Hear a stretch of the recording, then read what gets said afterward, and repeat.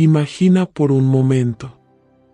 Vives en un palacio tallado en la opulencia, tus túnicas son de la seda más fina, y el aire huele a jazmín y sándalo. Estás casada con un príncipe, un hombre de una belleza y profundidad casi divinas. Tienes en tus brazos al hijo de los dos recién nacido, un heredero sano y perfecto. Tienes, literalmente, todo lo que una persona en el mundo antiguo podría soñar. Eres amada, respetada, segura. Entonces, una mañana, te despiertas. El lado de la cama junto a ti está frío. Él no ha ido a sus deberes reales. No está en un viaje diplomático. Simplemente, se ha desvanecido en el silencio de la noche. Tu bebé llora en la cuna. Los sirvientes susurran en los pasillos, sus miradas son una mezcla de lástima y juicio. Y tú, una reina en un palacio dorado, no tienes la menor idea de si tu esposo ha sido asesinado, si ha sido capturado, o si ha decidido, en la quietud de la madrugada, que tú y vuestro hijo no erais razón suficiente para quedarse. Pasan los años. 6, según algunos textos. Casi una década, según otros. Y un día, ese hombre regresa. No como el príncipe que perdiste, sino como el ser más venerado de su tiempo. Se ha convertido en el Buda, el iluminado. El guía espiritual al que reyes y campesinos por igual llaman maestro. Y tú sigues siendo la esposa que él abandonó. Pero esa historia, la que nos han contado de pasada, no es ni la sombra de la verdad. La mujer que fue dejada atrás no se marchitó en la torre de su dolor. De hecho, se convirtió en una de las líderes espirituales más revolucionarias y poderosas de su era. Ella no solo sobrevivió al abandono. Usó esa herida como el combustible para su propia y magnífica iluminación. Hoy, vamos a explorar la historia que no te enseñan. La crónica de Yasodhara, la reina que el Buda dejó atrás. La mujer que transformó el desamor en liberación y cambió el rostro de la espiritualidad para siempre. Te prometo que, al final de este viaje, nunca volverás a pensar en el camino del Buda de la misma manera. Capítulo 1. La princesa de fuego y el príncipe de sombras. Nuestra historia comienza mucho antes del abandono, en los exuberantes reinos del clan Sakya, en la frontera de lo que hoy son India y Nepal, hace más de 2500 años. Según las crónicas Jataka, los relatos de las vidas pasadas del Buda, las almas de Siddhartha y Yasodhara estuvieron entrelazadas durante eones. En una vida, ella fue una princesa que anhelaba que su amado alcanzara la grandeza espiritual. En otra, fueron compañeros de ermita, buscando juntos la verdad en la profundidad del bosque. Su unión en esta vida, dicen las tradiciones, no fue casualidad. Fue un pacto kármico, una cita orquestada por el destino. Y Yasodhara no era una princesa pasiva esperando ser elegida. Los textos la describen como una mujer de gran mérito y belleza, pero también de una inteligencia formidable. Era brillante, educada, una mente aguda capaz de sostener debates filosóficos con los eruditos más doctos de la corte. El Sutra Lalitavistara, que narra la vida del Buda, describe un detalle que a menudo se pasa por alto. Antes de que Siddhartha pudiera casarse con ella, tuvo que demostrar su valía en una serie de competencias contra otros príncipes pretendientes, justas de tiro con arco, esgrima y pruebas de intelecto. Y Yasodhara no era un trofeo. Ella también estaba eligiendo. Vio en Siddhartha no solo a un príncipe, sino a un alma con una profundidad insondable. Cuando finalmente se casaron, Su vida en los 3 palacios que el rey les proveyó, uno para cada estación, parecía un cuento de hadas. Lujos inimaginables, sirvientes para cada capricho, jardines de ensueño. Con el nacimiento de su hijo, Raúla, que significa atadura o impedimento, el círculo de la vida perfecta parecía haberse cerrado. Pero Yasodhara observaba. Era demasiado perceptiva para no notar las sombras que se acumulaban en el alma de su esposo. Notaba las largas horas en que Siddhartha se sentaba en los balcones, con la mirada perdida en las estrellas. Notaba sus silencios impenetrables durante los banquetes. Y sobre todo, notaba las preguntas que surgían de la nada: ¿por qué existe la vejez? ¿Por qué la enfermedad? ¿Por qué la muerte? Sentía la creciente inquietud en sus ojos, una sed que ninguna copa de vino real podía saciar. Ella era lo suficientemente sabia para saber que una tormenta se estaba gestando. Pero nadie, ni siquiera ella, podría haber predicho la forma en que rompería. Capítulo 2. La gran partida. La noche en que todo cambió, Yasodhara dormía profundamente, con su hijo Raúla a su lado. Según el Mahavastu, uno de los textos más antiguos, Siddhartha se paró en el umbral de su habitación y contempló a su familia dormida una última vez. Algunas versiones de la historia, más románticas, dicen que estuvo a punto de despertarla para despedirse, pero temió que ella le impidiera partir. Otras, que besó sus frentes en un adiós silencioso.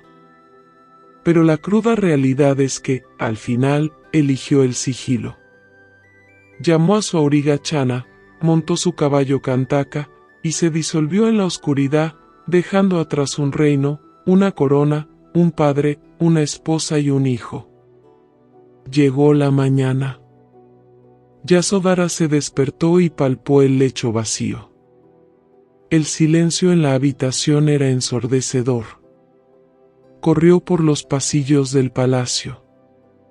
Preguntó a los guardias, a los sirvientes, a cualquiera. Nadie tenía respuestas. Sus joyas, su corona de príncipe, estaban en su sitio. No había sido un secuestro. No había habido lucha. Entonces, la terrible y humillante verdad la golpeó. Su esposo, el padre de su hijo, el futuro rey de los Sakya, había huido.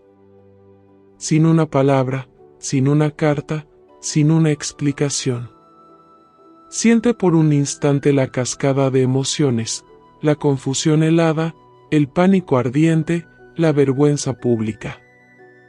Pero aquí es donde la historia de Yasodhara se desvía del melodrama y se convierte en una epopeya de fortaleza.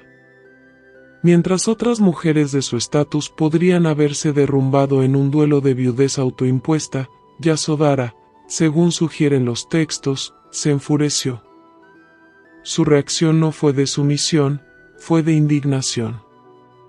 Él no se había ido a la guerra. No había cumplido con un deber. Había abandonado a su hijo, a su pueblo y a la vida que habían construido, por una búsqueda abstracta que nadie en ese palacio podía entender. El reino zumbaba con rumores. Que había sido capturado. Que había enloquecido. Que era un cobarde. Y Yasodhara se quedó allí, sosteniendo a su bebé, enfrentando el juicio de una sociedad que instintivamente culpaba a la esposa cuando el esposo flaqueaba. La antigua India no era un lugar amable para las madres solteras, especialmente para las de la realeza abandonadas. Pero en lugar de esconderse, Yasodhara se despojó de sus lujos. Se vistió con túnicas sencillas, comió alimentos simples y dedicó su vida a criar a Raúla sola, manteniendo la cabeza en alto con una dignidad de acero. Pasaron los años. Sin noticias, sin mensajes, sin saber si Siddhartha estaba vivo o muerto. La mujer que una vez lo tuvo todo, ahora tenía que reconstruir su identidad y su mundo desde las cenizas del abandono. Capítulo 3. La semilla de la verdad. Un año se convirtió en 2. 2 en 5. El eco de los pasos de Siddhartha se había desvanecido de los pasillos de mármol, pero no del corazón de Yasodhara. El tiempo, que para otros es un bálsamo, para ella fue un lienzo en blanco donde cada día pintaba la misma pregunta: ¿por qué? Había perdido casi toda esperanza de volver a verlo. La juventud de su rostro había dado paso a una serenidad forjada en la incertidumbre. El oro del palacio, las sedas, los banquetes interminables, todo había perdido su sabor. Se sentían como decorados vacíos en el escenario de una obra cuyo protagonista había abandonado el guión. El lujo, se dio cuenta, era el antónimo no de la pobreza, sino de la autenticidad. En la soledad de su abandono, Yasodhara comenzó su propia y silenciosa búsqueda. Empezó a visitar los templos y a conversar con los ascetas errantes, no como una princesa cumpliendo un deber, sino como un alma sedienta.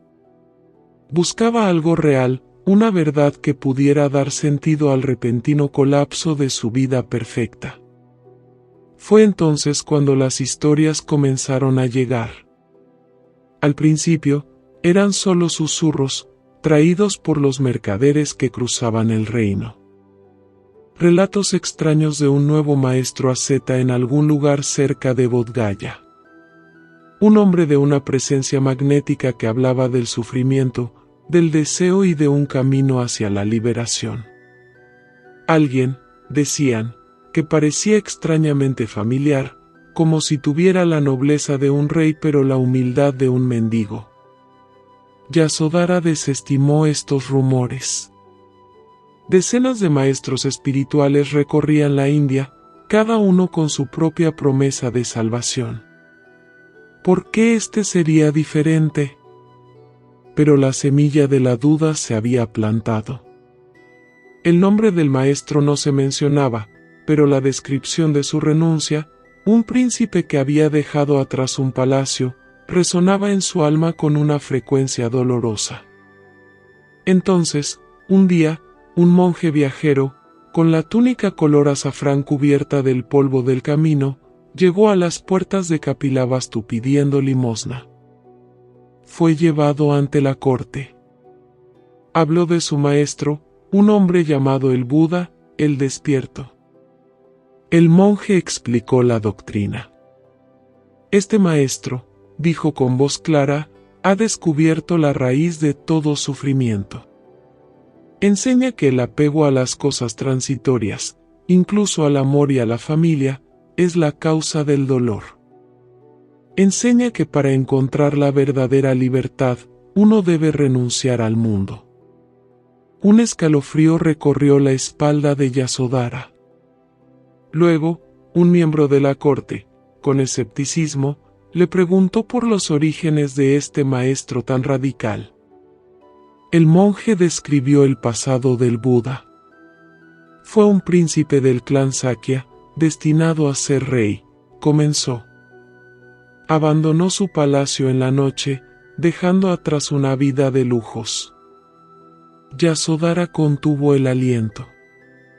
Y también, continuó el monje sin darse cuenta del drama que se desarrollaba en el corazón de la reina, abandonó a su bella esposa y a su hijo recién nacido para buscar la verdad para todos los seres sintientes. Su nombre de nacimiento era Siddhartha Gautama. El aire abandonó los pulmones de Yasodhara. La sangre se le heló en las venas. La sala del trono, con sus columnas doradas y sus cortesanos susurrantes, comenzó a dar vueltas.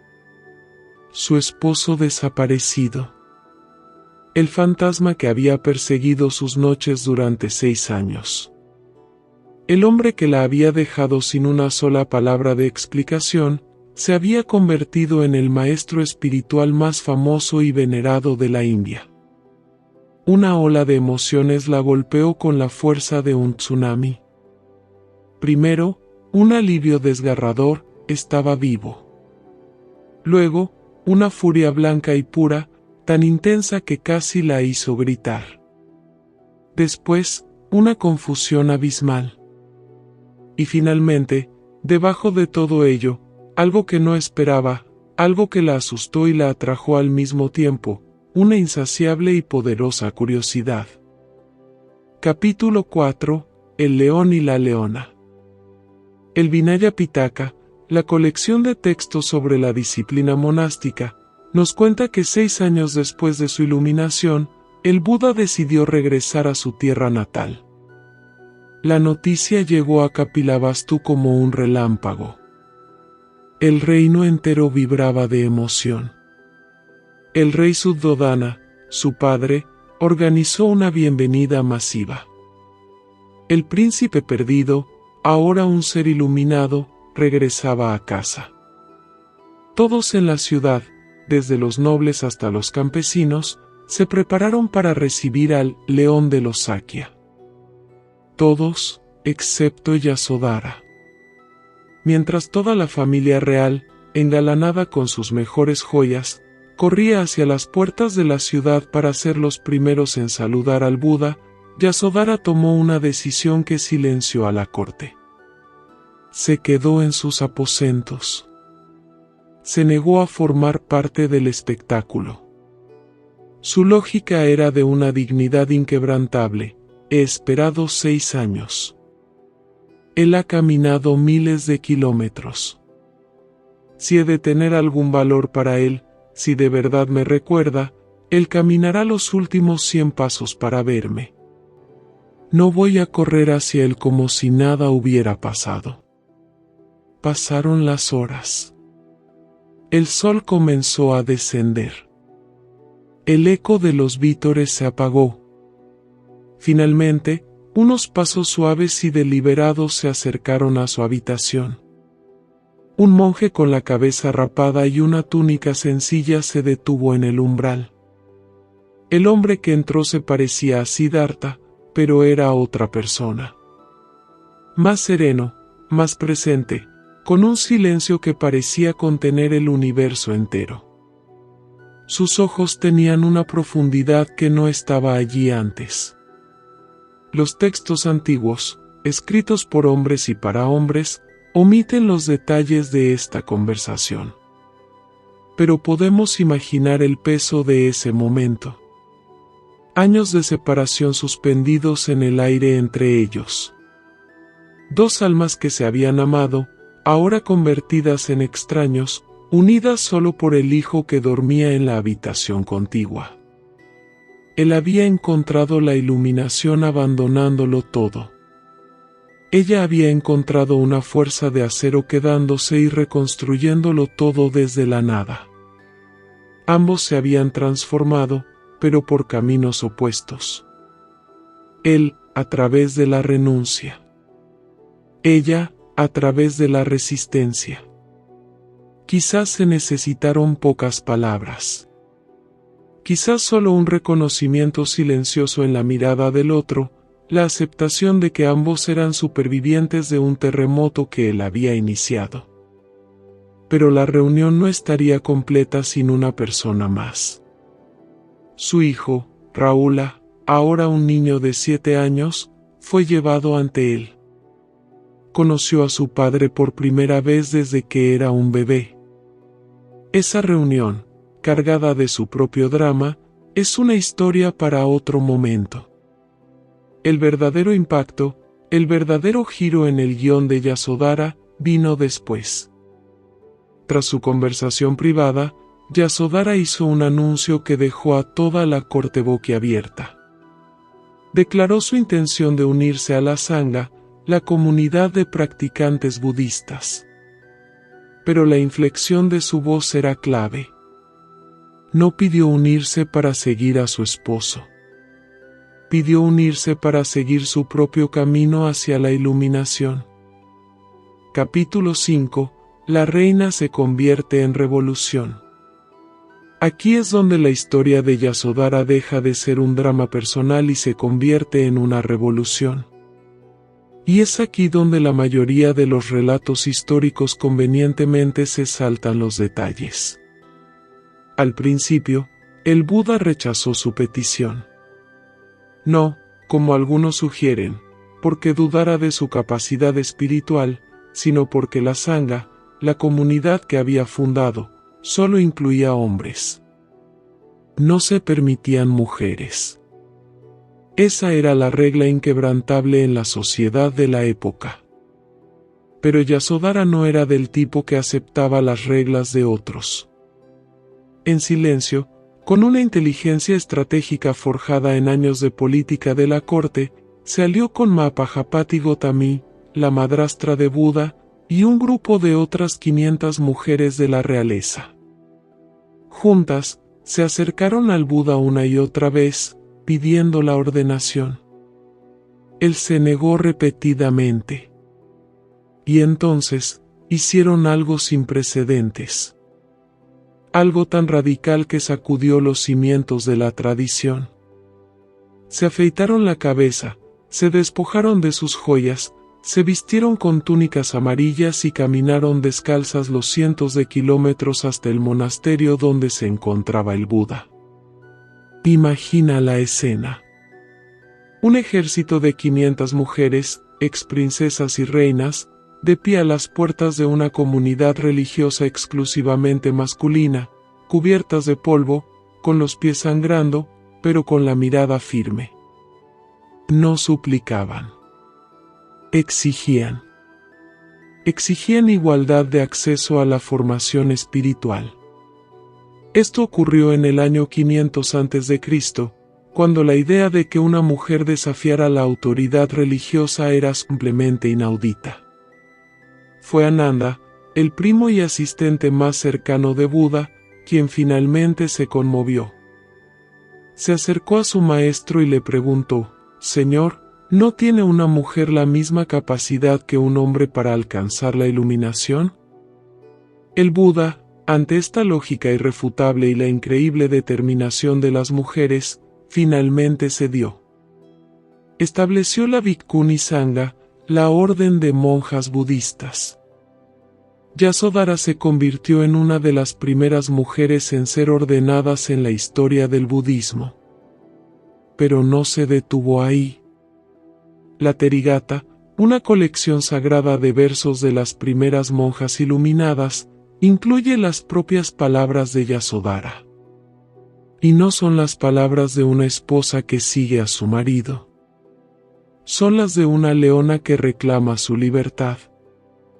Escucha esto. Me he cortado el pelo. Me he puesto la túnica amarilla. Vivo de limosna, habiendo sido una mujer de gran belleza. Ahora, estoy libre del apego. Ella estaba celebrando su liberación, no solo del sufrimiento, sino de todas las etiquetas que la habían definido: belleza, estatus, privilegio, esposa. Yasodhara desarrolló su propio estilo de enseñanza, sus propias percepciones, sus propios seguidores. Se hizo conocida por ayudar a otras mujeres a comprender que el despertar no requería el sufrimiento silencioso. Enseñó que el dolor del abandono y la traición no eran obstáculos para la iluminación, sino portales para comprender la naturaleza impermanente de todas las relaciones, de todas las circunstancias, de todas las identidades. Algunas tradiciones afirman que Yasodhara alcanzó el estado de Arhat, la iluminación completa. Algunos incluso dicen que alcanzó el mismo estado de liberación que el propio Buda. La mujer que una vez fue definida como la esposa de Buda, se había convertido en algo infinitamente más poderoso: Yasodhara, la iluminada. Capítulo 6. Cómo la historia budista borró las voces de las mujeres. Entonces, ¿por qué no sabemos más sobre la historia de Yasodhara? ¿Por qué su nombre no resuena en cada clase de budismo, junto al del propio Buda? La cruda y dolorosa realidad es que la historia no es un recuento de lo que sucedió, sino un recuento de lo que se eligió recordar. Y durante siglos, quienes eligieron que recordar fueron, casi exclusivamente, hombres. Los primeros textos budistas fueron conservados a través de una frágil tradición oral, memorizados y transmitidos de monje a monje, de maestro a discípulo. Cuando finalmente fueron puestos por escrito, fue por eruditos varones, en instituciones monásticas dominadas por hombres. En este largo proceso de filtrado, las complejas y multifacéticas historias de las mujeres fueron, en el mejor de los casos, simplificadas. En el peor, minimizadas, distorsionadas o borradas por completo. La narrativa oficial necesitaba un héroe claro, y ese héroe era Siddhartha. Su renuncia debía ser el sacrificio supremo. Y para que su sacrificio pareciera aún más grande, la historia de la mujer que dejó atrás tenía que ser reducida. El inmenso dolor de Yasodhara se convirtió en una nota al pie, un detalle conveniente para glorificar la determinación de Siddhartha. Sus logros espirituales, su propia iluminación, se convirtieron en detalles secundarios en la saga de un hombre. Incluso cuando los textos la mencionan, a menudo se centran en su papel como la esposa abandonada y devota, en lugar de en sus logros como una pionera, una maestra y una revolucionaria espiritual. Este patrón no es un accidente. Es un sistema. Y se repite a lo largo de la historia religiosa con una consistencia desoladora. ¿Cuántas discípulas y apóstolas, como María Magdalena, fueron relegadas a los márgenes del cristianismo? ¿Cuántas místicas y maestras sufíes desaparecieron de los textos islámicos ortodoxos? ¿Cuántas sabías y gurús hindúes fueron olvidadas en favor de sus homólogos masculinos? La erudición reciente, a menudo impulsada por académicas feministas e historiadoras valientes, ha comenzado a excavar en estas ruinas históricas, a recuperar estas voces perdidas. Están profundizando en textos como el Therigatha, analizando la evidencia arqueológica y cuestionando las interpretaciones tradicionales que durante siglos hemos aceptado como la única verdad. Y están descubriendo que el budismo primitivo era mucho más igualitario, con mucho más liderazgo femenino, de lo que se nos ha enseñado.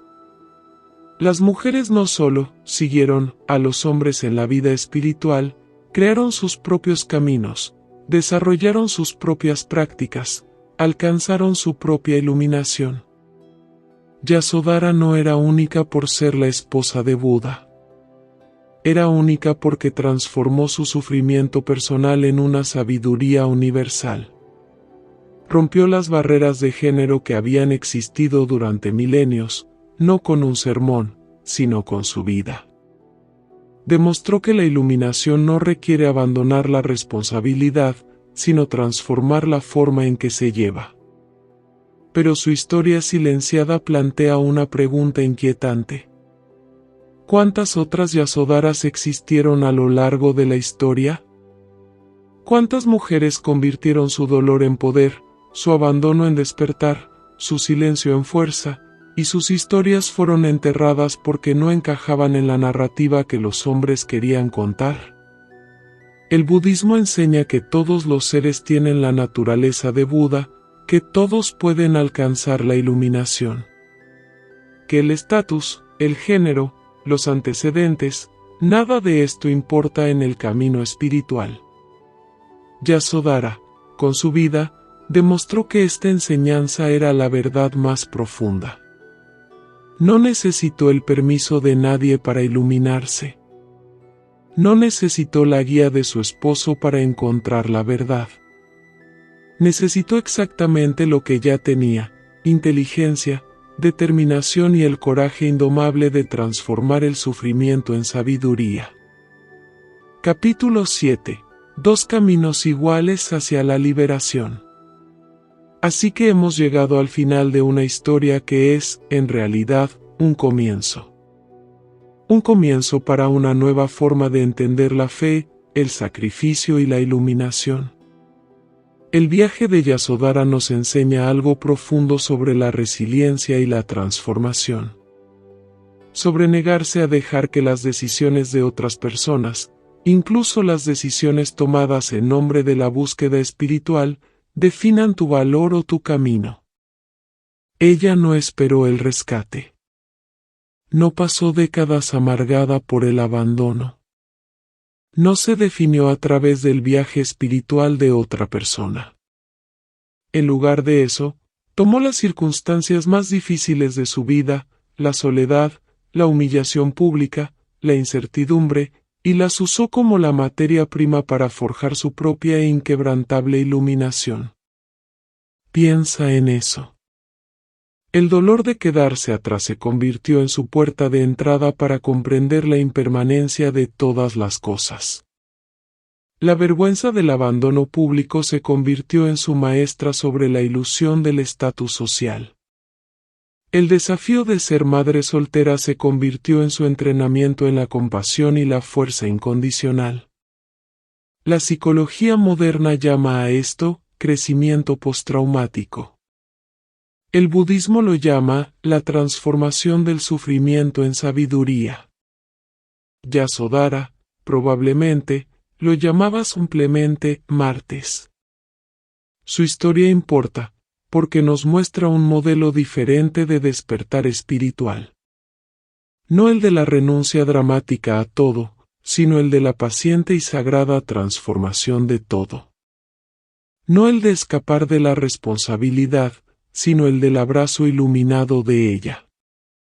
Hoy, mientras luchamos con nuestras propias decepciones, nuestras propias traiciones, nuestros propios momentos de ser abandonados por personas o por sueños, la vida de Yasodhara susurra a lo largo de 2500 años un mensaje eterno. Tu abandono no es tu final. Tu sufrimiento no es tu identidad. Tu dolor no es tu prisión. Son tus maestros, si eres lo suficientemente valiente para aprender de ellos.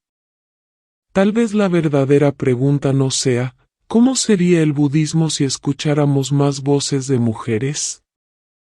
Tal vez la verdadera pregunta sea, ¿cómo sería tu vida si dejaras de esperar a que alguien más te dé permiso para transformarte?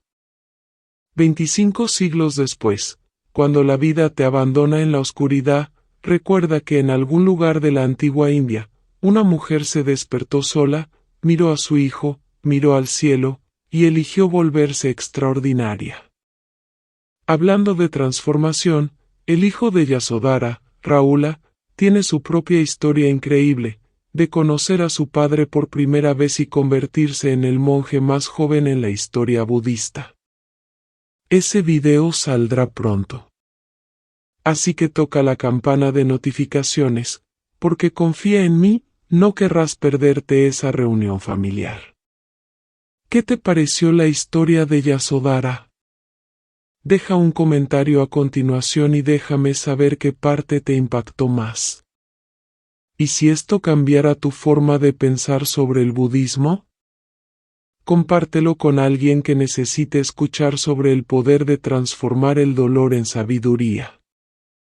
Hasta la próxima, mantén la curiosidad. Mantente sabio. Y recuerda, tu historia no ha terminado. Todavía se está escribiendo.